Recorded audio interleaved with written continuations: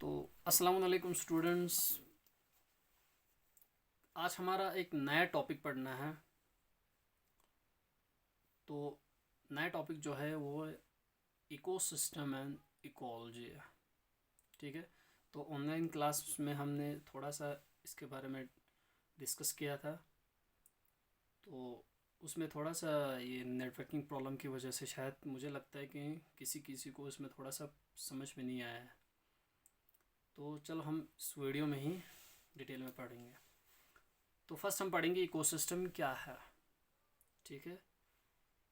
तो ecosystem means ये है कि हम थोड़ा सा रिवाइन हो जाएंगे।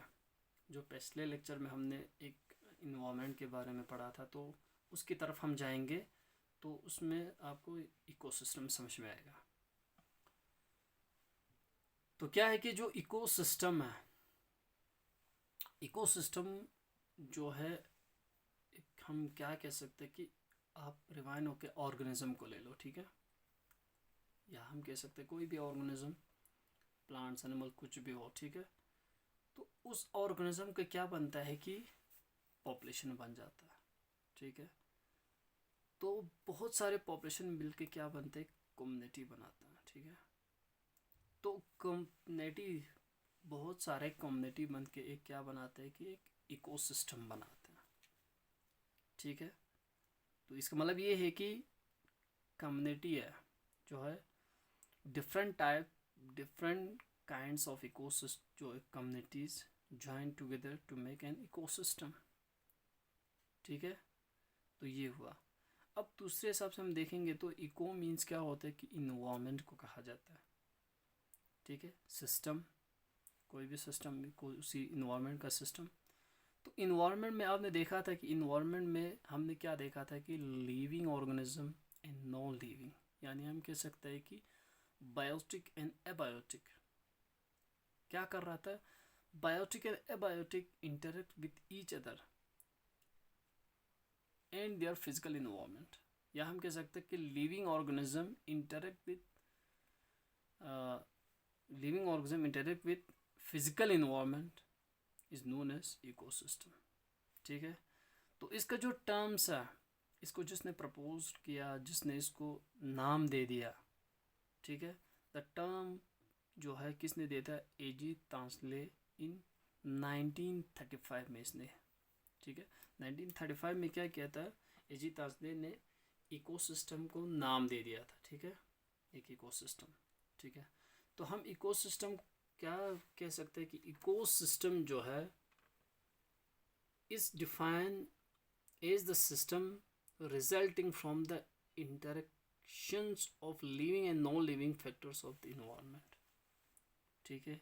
या हम कह सकते हैं कि ecosystem is a system in which living things interact with its physical environment is known as ecosystem।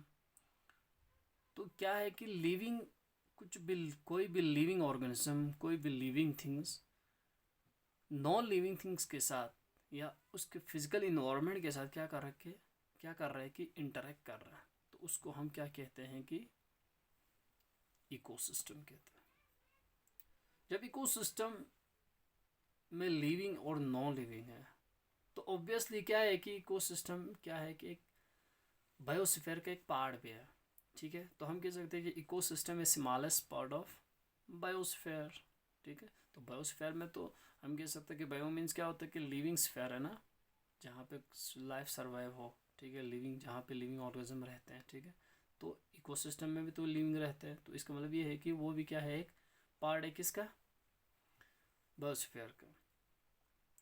अब देखो इकोसिस्टम में आपको क्या क्या होगा, जैसे कि हम कह सकते हैं इकोसिस्टम में हम plants, animals, micro organisms, human beings, ठीक है, या ठीक है, वाटर, सनलाइट, एयर, फूड, और भी बहुत सारे फैक्टर्स है। ठीक है, कंपोनेंट्स है इकोसिस्टम में। ठीक है।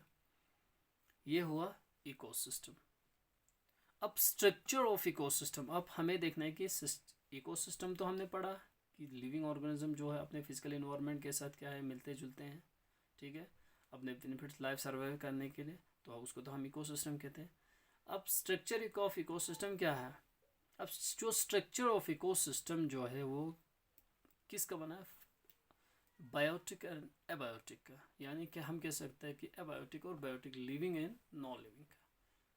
तो इकोसिस्टम में लिविंग और नॉन लिविंग होने की वजह से तो इसका स्ट्रक्चर है, ठीक है। तो हम पढ़ेंगे फर्स्टली एबायोटिक स्ट्रक्चर, ठीक है। एबायोटिक स्ट्रक्चर, एबायोटिक मीन्स क्या होता है कि जो नॉन लिविंग हो, जिसमें जान नहीं हो, ठीक है। अब एबायोटिक में क्या है कि फिजिकल कंपोनेंट्स भी है और केमिकल कंपोनेंट्स भी है, ठीक है। कुछ फिजिकल कंपोनेंट्स एबायोटिक, कुछ केमिकल कंपाउंड्स है जो वो भी क्या है कि एबायोटिक कंपाउंड्स, ठीक है। अब फर्स्टली हम पढ़ेंगे फिजिकल कंपोनेंट्स क्या है, ठीक है। तो जो फिजिकल कंपोनेंट्स में, फिजिकल में हम देख सकते हैं कि sunlight, temperature, humidity, rainfall, wind, soil, water etcetera, ये सब क्या है कि फिजिकल फैक्टर या फिजिकल कंपोनेंट है इन्वायरमेंट का, ठीक है। अब ये जो फैक्टर्स, ये भी जो कंपोनेंट्स है, ठीक है, ये कंपोनेंट्स क्या है, एसेंशियल है किसके लिए, लिविंग ऑर्गेनिज्म के लिए। क्यों, अब देखो मान के चलो सनलाइट जो है हमारे पास जो है, अगर सनलाइट नहीं होता तो प्लांट नहीं होता, ठीक है।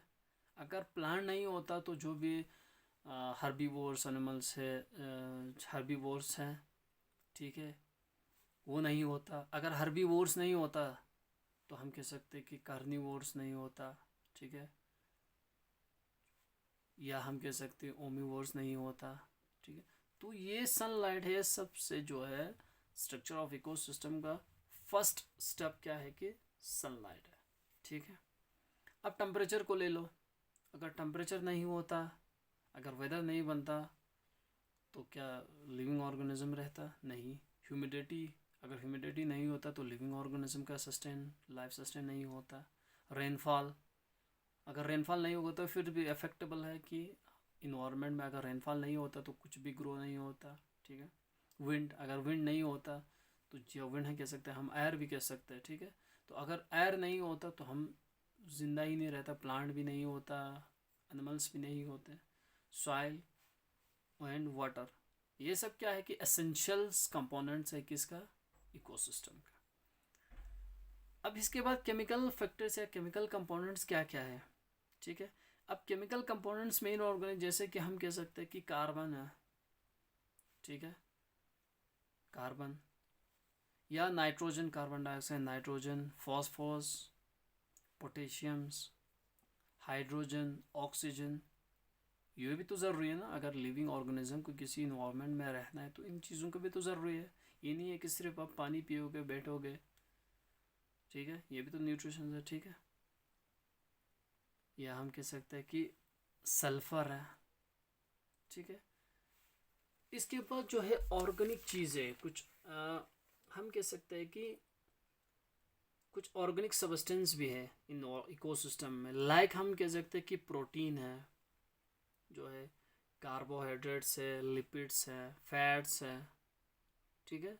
ये सब भी क्या है कि केमिकल्स कंपोनेंट्स है। ये हुआ कि ecosystem and structure of ecosystem के बायोटिक एबायोटिक स्ट्रक्चर्स, ठीक है। तो अगले लेक्चर में हम क्या पढ़ेंगे कि एबायोटिक स्ट्रक्चर ऑफ इकोसिस्टम, ठीक है। तो thank you, have a nice day.